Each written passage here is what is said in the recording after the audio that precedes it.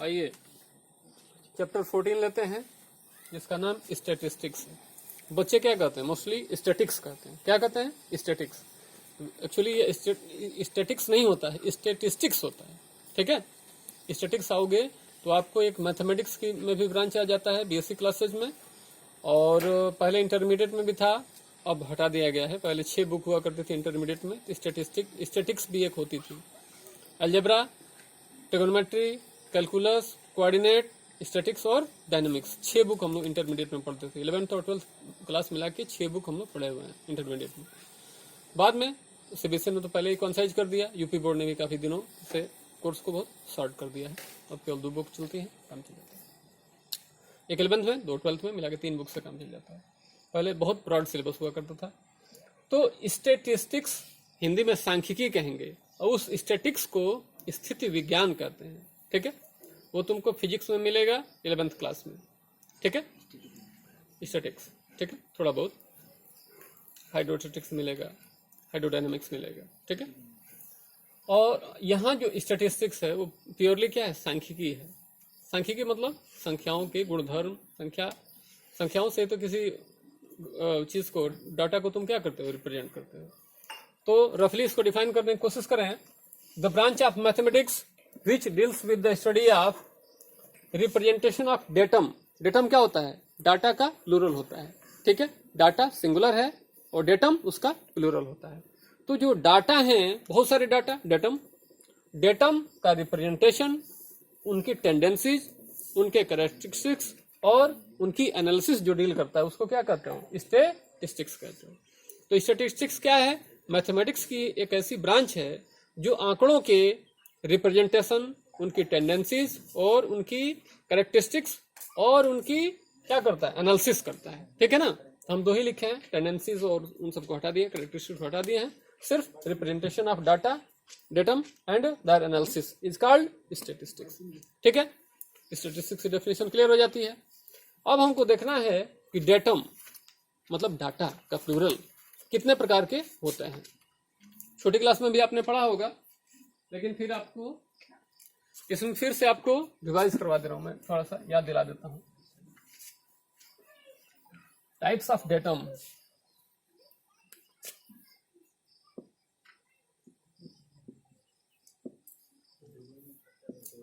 Types of datum, plural of data रहेंगे। बार बार मैं रिमाइंड आपको करवा रहा हूं ताकि याद रहे कि डेटम कोई अनोखा नहीं है, उसी में है। Types of datum.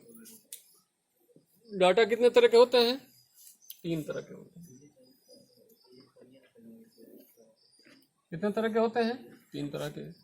कौन कौन? Ungrouped data, ungrouped data, ungrouped होते हैं जिनका ग्रुपिंग नहीं है। फिर होता है ग्रुप डाटा। एक्चुअली इसी में से 2 भाग बटेगा।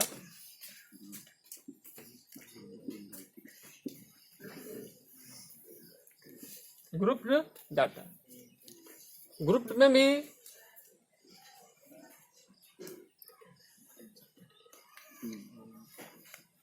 ग्रुप में भी 3 क्या? Discrete,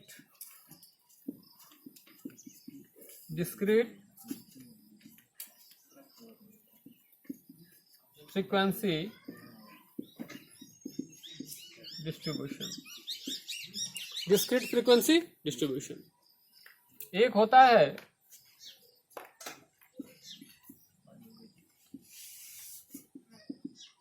discontinuous distribution.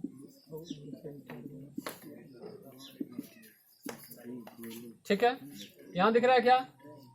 यहां दिख रहा है? Yes sir. फिर होता है कंटिन्यूअस फ्रीक्वेंसी डिस्ट्रीब्यूशन।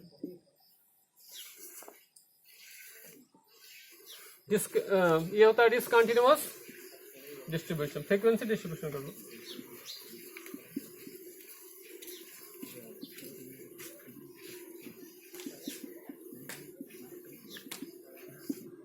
ये डाटा आपके होते हैं। पहला हो गया अनग्रुप डाटा, दूसरा हो गया ग्रुप डाटा। ग्रुप में कितने? मेनली 2, लेकिन बीच का एक मैं आपको करवा देता हूं, इसको क्वेश्चन में आपको मिलेगा, ठीक है ना। जैसे 0 से 10, 10 से 20, वो क्या है? कंटिन्यू है, लेकिन क्या देगा? 0 से 10 और 11 से 20, फिर आपको क्या 10 और 11 के बीच में तो क्या हो गया? गैप हो गया, उसीलिए मैं लिखा हूं डिसकंटिन्यूअस, ठीक है। कंटिन्यूटी करने के लिए क्या करोगे? आधा प्लस कर देते हो, आधा माइनस कर देते हो, ठीक है ना। इस तरह से करके आप कंटिन्यूअस को बना लेते हो। तो मेनली क्या है? डिस्क्रीट और कंटिन्यूअस ही, लेकिन बीच में एक मैंने डाल दिया, तो आपको काम आता रहेगा, ठीक है। तो डाटा आपने क्या देखा? कितने तरीके के मुख्यतः? 3। एक अनग्रुप डाटा, दूसरा ग्रुप डाटा। ग्रुप डाटा में मुख्यतः कितने? 2, डिस्क्रीट और कंटिन्यूअस फ्रीक्वेंसी डिस्ट्रीब्यूशन, ठीक है। उसी में एक डिसकंटिन्यूअस भी होता है, उसको आप क्या करते हो? थोड़ा सा पीछे और थोड़ा सा आगे जाके उसको कंटिन्यूटी में कर लेते हो। इनके टाइप्स देखो, सपोज करो एज फॉर एग्जाम्पल, एक काम करो, इसको पहले नोट कर लो, फिर एक एक करके करते हैं, ठीक है। पहले नोट करो। आते हैं, अभी हमने बताया था टाइप्स ऑफ डेटम। डेटम आपको बताया गया था मुख्यतः कितने? 2, एक अनग्रुप डाटा, दूसरा ग्रुप डाटा। सबसे पहले अनग्रुप डाटा को हम लेते हैं। Number A, ungroup data. Ungroup data, जाहिर सी बात है, अन मतलब नहीं, ग्रुप मतलब ग्रुप, ग्रुपिंग नहीं की गई है, ऐसे ही क्या है, रैंडमली वो डाटा फेंक दिए गए हैं उठा के। क्या है डाटा आपका? 1 2 4 3 2 3 4 6 5 7 10 और 15, ठीक है। ये डाटा क्या है? इंडिविजुअली वो ऐसे ही लिखे हुए हैं। इसको क्या कहते हो आप? ऑन ग्रुप डाटा कहते हैं, ठीक है। अब दूसरी बात है ग्रुप डाटा, ठीक है। समूहकृत, वर्गीकृत हिंदी बोलते हैं, इंग्लिश में ग्रुप डाटा है ही। तो जो ग्रुप डाटा होते हैं वो मुख्यतः 2 और इस तरह से 3 तरह के होते हैं। तो नंबर 1 लेते हैं डिस्क्रीट फ्रीक्वेंसी डिस्ट्रीब्यूशन, ठीक है। डिस्क्रीट का मतलब क्या होता है? पैकेज। डिस्क्रीट का मतलब क्या है? पैकेज, पैकेट बना दिया।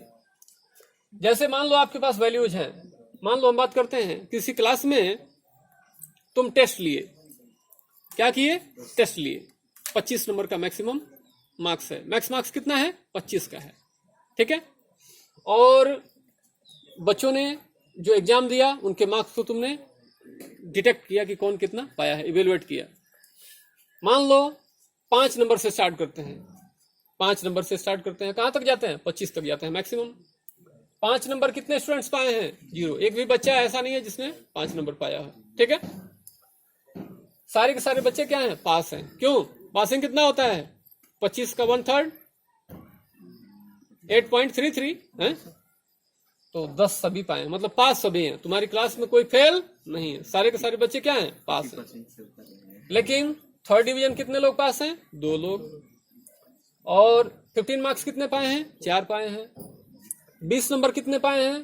3 पाए हैं। और 25 नंबर कितना फुल मार्क्स कितना स्टूडेंट पाया है? सिर्फ 1 पाया है। फुल मार्क्स कितना स्टूडेंट पाए हैं? सिर्फ 1, ठीक है। इस तरह से हमको देख के, इस टेबल को देख के पता चल जा रहा है कि कितने नंबर ऑफ स्टूडेंट्स कितना मार्क्स स्कोर किए हैं। तो जो स्कोर होता है वो आपका क्या मिलता है? मार्क्स जो होते हैं, स्कोर होते हैं, वैल्यूज, उनको क्या बोलते हो आप? वैल्यूज कहते हैं। और कितने लोग उस मार्क्स को, कितनी नंबरिंग में लोग उसको गेन किए हैं, ठीक है, उसको क्या कहते हो? फ्रीक्वेंसी। बारंबारता, बार बार कितनी बार आया है, ठीक है, क्लियर। तो वैल्यूज को सिंबॉलिकली आप क्या कहते हो? एक्स आई कहते हो। फ्रीक्वेंसी को सिंबॉलिकली क्या कहते हो? एफ आई कहते हो। एक्स का आई का मतलब क्या है? Ith observation.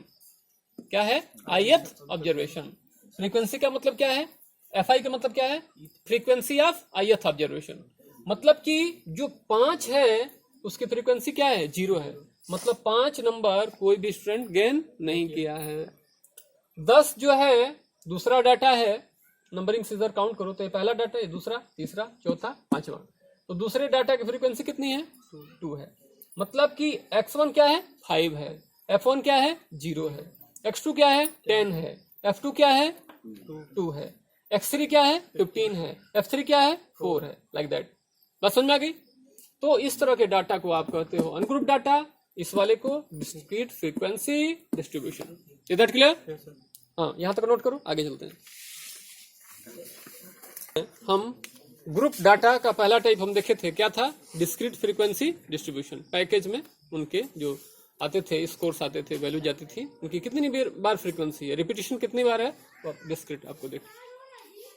अब क्या होता है, एक डिसकंटिन्यूअस फ्रीक्वेंसी डिस्ट्रीब्यूशन। कंटिन्यूटी तो है लेकिन बीच बीच में क्या हो जा रहा है, गैप हो जा रहा है। क्या हो जा रहा है, गैप हो जा रहा है। जैसे 10 से 20 दिया है, फिर 21 से 30 दिया है, तो 20 और 21 के बीच में क्या हो गया, गैप हो गया ना। यही इसको क्या बना देता है, डिसकंटिन्यूअस बना देता है। तो जो आपके स्पेशल थोड़े से क्वेश्चंस मिलते हैं वो क्या होते हैं, डिसकंटिन्यू ही होते हैं। आप क्या करोगे, इसमें आधा बढ़ा दोगे, इसमें से आधा घटा दोगे, ठीक है ना। तो इसको पहले कंटिन्यू बनाएं। इस बात को जब आप करते हो, इसको कंटिन्यू बनाने के लिए आपको क्वेश्चंस मिलेंगे। तो ये क्या हो गया, सुनो देखो, ये क्लास इंटरवल हो गया CI, और ये क्या हो गया, फ्रीक्वेंसी हो गया FI, ठीक है।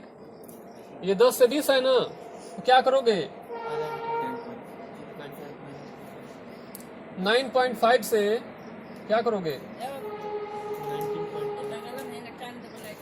क्या करोगे, 20.5, फिर 20.5 से क्या करोगे, 30.5, फिर 30.5 से 40.5, फिर क्या करोगे, 40.5 से 50.5, और आगे लास्ट में फिर क्या कर दोगे, ये 50.5 से लेके कहाँ तक, 60.5 तक। क्लियर है। इसमें आधा घटा दो, इसमें आधा जोड़ दो, ठीक है। क्या हुआ, 20 था ना, उसमें आधा जुड़ गया, 20.5 हो गया। 21 था, उसमें से आधा घटा दो, 20.5 आ गया। इस तरह से सारा पूरा अब कंटिन्यू हो गया। अब कहीं कोई गैप नहीं है, फ्रीक्वेंसी वही रह जाएंगी, 2 3 4 3 और 2, ठीक है। तो जो स्पेशल क्वेश्चन आपको मिलते हैं, कभी कभी डिसकंटिन्यू फ्रीक्वेंसी वाले मिल जाते हैं, उनको at first you should change into continuous frequency distribution, then you should solve mean median like that, ठीक है। मीडियन में तो बहुत ज्यादा फर्क नहीं पड़ेगा, लेकिन मीन में जरूरी होता है, ठीक है ना। कर डालो इसको। आइए अब जो ग्रुप डाटा में तीसरा टाइप आपको बताया गया था, क्या बताया गया था, कंटिन्यूअस फ्रीक्वेंसी डिस्ट्रीब्यूशन लेते हैं। कंटिन्यूअस फ्रीक्वेंसी डिस्ट्रीब्यूशन नंबर 3, ये क्लास इंटरवल, ये क्या है, फ्रीक्वेंसी है, ठीक है।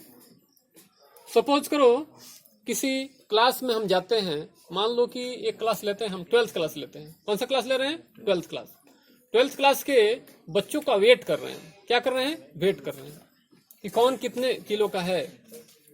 तो 15 किलो का तो कोई होगा नहीं, लेकिन 5 हमको मिले हैं, ठीक है। ये डाटा हमारा क्या होगा, एनालिसिस ही गलत हो जाएगा, है? क्यों। चलो एक बात करते हैं, इसको छोड़ते हैं, टेस्ट ही लेते हैं। क्या करते हैं, फिर टेस्ट जैसे लिए थे अभी, पहले टेस्ट लिए थे ना, वैसे ही फिर टेस्ट रखते हैं। अब कितने नंबर का, 75 नंबर का। मैक्सिमम मार्क्स कितना है, 75 है। 75 पे टेस्ट लेते हैं। तो जब हम कॉपी जांच करके जब उनको रिपोर्ट करते हैं तो क्या मिलता है, 0 से 15 के बीच में कितने लोग हैं, 5 लोग हैं। पिछले टेस्ट में कोई फेल नहीं हुआ था, यहाँ पे क्या हो गए, 5 लोग फेल हो गए। 15 से 30 के बीच का स्कोर कितना है, 3 लोगों का, ठीक है। पासिंग कुछ है कुछ नहीं है, जो 25 या 25 से ऊपर होंगे पास होंगे, और जो 15 से और 25 के बीच में होंगे सारे के सारे क्या होंगे, फेल होंगे, ठीक है। 30 से 45 के बीच में कितने लोग मिले, 4 लोग। 45 से 60 के बीच में 6 मिले, और 60 से 75 के बीच कितने मिले, 2 लोग मिले, ठीक है। तो यहाँ पे क्या है, कंटिन्यू है, 0 से 15, 15 से 30, 30 से 45, 45 से 60, 60 से 75, ठीक है। ये क्या है, ये कंटिन्यूस फ्रीक्वेंसी डिस्ट्रीब्यूशन। इस तरह का डाटा आपको मिलेगा, ठीक है। यहाँ तक नोट कर लो। अब इनकी सेंट्रल टेंडेंसी की मेजरमेंट बताया जाएगा, मीन, मीडियन, मोड, ठीक है। आओ देखते हैं।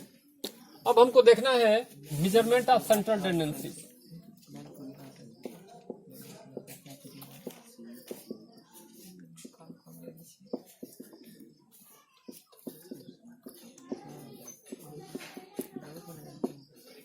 मेजरमेंट ऑफ सेंट्रल टेंडेंसीज, ठीक है ना। तो सेंट्रल टेंडेंसीज में मेनली आपको क्या पढ़ना है। अच्छा, तुम लोग जूनियर क्लासेज में कुछ पढ़े हो स्टैटिस्टिक्स के बारे में, ठीक है। रेंज वेंज निकालना जानते हो, रेंज डाटा, कोई डाटा दिया उसका रेंज निकालना जानते हो। मैक्सिमम जो ऑब्जर्वेशन है उसमें से मिनिमम ऑब्जर्वेशन को हटा देते हो, माइनस कर देते हो, तो वही क्या होता है, रेंज होता है। नहीं, क्लास मार्क दूसरा होता है। क्लास मार्क क्या होता है, upper limit plus lower limit अपन 2, वो क्लास मार्क होता है या मिड वैल्यूज होता है, समझ गए। रेंज, किसी डाटा का रेंज, क्या करो, जो मिनिमम डाटा है उसको और मैक्सिमम डाटा दोनों को ले लो, मैक्सिमम में से मिनिमम उसको घटा दो, वही क्या होता है, रेंज हो जाता है। परास या परिसर कहा जाता है उसका, ठीक है। कोई डाटा कहाँ तक विस्तृत है, कितनी दूर तक फैला हुआ है, उसी को उसका रेंज कहते हैं। रेंज से मतलब नहीं है, वो भी एक मेजरमेंट में आता है, ठीक है। जो सेंट्रल टेंडेंसीज की जो मेजरमेंट है उसमें आपको मेनली क्या पढ़ना है, मीन पढ़ना है, मीडियन पढ़ना है और मॉड पढ़ना है। क्या पढ़ना है, मीन, मीडियन और मॉड। हिंदी भी थोड़ा सा देख लो, इसको माध्य कहा जाता है, ठीक है। कभी इन फ्यूचर कभी कंपटीशन की तैयारी वगैरह करने जाओगे, हो सकता है इंग्लिश मीडियम छोड़ दो, हिंदी मीडियम में चले जाओ, तो याद रहेगा, तो कुछ याद आ जाएगा हल्का फुल्का। माध्य, इसको बोलते हैं माध्यिका, इसको हिंदी में माध्यिका बोलते हैं, इसको बहुलक बोलते हैं, बहुलक बोलते हैं या बहुलांक बोलते हैं, दोनों चीज है।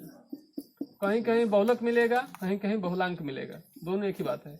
ऐसा बहुल प्लस अंक, बहुल मतलब मैक्सिमम, अंक मतलब डिजिट। ऐसा ऑब्जर्वेशन जो मैक्सिमम टाइम्स आया है उसी को क्या कहते हैं, बहुलक कहते हैं, मॉड कहते हैं, ठीक है। तुमने क्या देखा, सेंट्रल टेंडेंसीज में हमको क्या क्या सीखना है, मीन, मीडियन और मॉड, ठीक है। नोट करो यहाँ तक, फिर बोलो जी। आते हैं मेजरमेंट ऑफ सेंट्रल टेंडेंसीज। आपने देखा क्या क्या पढ़ना है, मीन, मीडियन और मॉड। तो क्रमशः एक एक लेके चलते हैं। सबसे पहले लेते हैं mean. Mean number 1, mean. Mean को लेके चल रहे हैं। तो जो आपके डेटम होते हैं, टाइप्स ऑफ डाटा, कितने होते हैं, 3 होते हैं। तो मीन, डिटर्मिनेशन ऑफ मीन या कैलकुलेशन ऑफ मीन, नंबर 1 किसके लिए, इसके नंबर 1 ये डाले हो ना, नंबर 1 तो रोमन में कर दो, नंबर 1 ऐसे करो, नंबर 1 मीन। मीन में पहला किसके लिए, फॉर अनग्रुप्ड डाटा, किसके लिए, अनग्रुप्ड डाटा, जब डाटा की ग्रुपिंग ना हो। तो जो अनग्रुप डाटा रहता है वो किस फॉर्म में रहता है, इस फॉर्म में रहता है। इन जनरल एक्साई सच दैट रहेगा 1, 3, 2, 4, 6, 5, 7, 9, कुछ 10, ऐसे कुछ रहेगा, ठीक बात है। इसको एक्साई सच दैट ऐसे बोलते हैं, ठीक है। तो इसमें जो फॉर्मूला होता है वो होता है मीन। मीन एक्स बार, मीन को क्या कहते हो, एक्स बार कहते हो। ये हो जाएगा sigma X I upon N, ठीक है। आई इक्वल टू 1 से लेके कहां तक, एन। जितने ऑब्जर्वेशन हैं उनको क्या करो, सम करके नंबर ऑफ ऑब्जर्वेशन से क्या करो, डिवाइड कर दो, आपको क्या मिल जाता है, मीन मिल जाता है। आई इक्वल टू 1 to n का मतलब क्या है, आई की वैल्यू जब 1 रखोगे x1 मिलेगा, x1 के प्लेस पे क्या है, 1 है। आई की वैल्यू जब 2 रखोगे x2 मिलेगा, वो क्या है, 3 है। सिग्मा मतलब क्या होता है, समेशन होता है। इस नोटेशन का मतलब क्या है, समेशन। सिग्मा मतलब समेशन, जोड़ना, एडिशन। तो सिग्मा एक्स आई क्या होगा, अब जोड़ो। इस क्वेश्चन को अगर निकालना हो, इन जनरल की हम बात करें तो ये क्या रहेगा, x1, x2, x3, x4 like that, ठीक है, xn तक रहेगा। इन केस अगर डाटा दिया गया है तो उस केस में क्या होगा, जोड़ो, कितना हो रहा है, ये 1, 3, 4, 2, 6, 4, 10, 6, 16, 16, 5, 21, 21 और 7, 28, 28 और 9 कितना, 37, 37 और 10, 47, 47। कितने हैं नंबर ऑफ ऑब्जर्वेशन, 1, 2, 3, 4, 5, 6, 7, 8, 9। 9 से डिवाइड कर दो, कितना मिलेगा, 45, 2, 47। फिर क्या मिलेगा, 22 कंटिन्यू रहेगा, ठीक है। तो 5.22 मिल गया। कहने का मतलब जब आपका डाटा क्या हो, अनग्रुप्ड है, तो फॉर्मूला कौन लगेगा, mean X bar equal to sigma I equal to 1 से लेके n तक एक्स आई अपॉन एन, ठीक है। जो इन जनरल डाटा रहेगा एक्स आई, ये रहेगा एक्स आई सच दैट किस फॉर्म में रहेगा, इन जनरल जब कहोगे इसको क्या कहेंगे, x1, x2, x3, x4, x5, ठीक है, एंड सो ऑन, कहां तक जाएगा, xn तक। उस केस में जो मीन होगा आपका, mean x bar equal to क्या होगा, sigma X I upon N, ठीक है ना। यहाँ किसी किसी बुक में i इक्वल टू 1 से लेके n तक मिलता है, कहीं कहीं सिग्मा एक्स आई लिखा रहता है, तो उससे आप कंफ्यूज नहीं होंगे। जो भी ऑब्जर्वेशन हो सबको तो आपको लेना ही है। i इक्वल टू 1 से लेके n तक दिया रहे चाहे नहीं दिया रहे, आपको क्या करना है, सारे डाटा को आपको लेना ही है, ठीक बात है। तो ये लगभग क्या है, 9th क्लास का ही है, मैंने एक बार रिवाइज आपको करा दिया, 10th क्लास का कल से स्टार्ट हो जाएगा, ठीक है ना। यही तक रोकते हैं आज।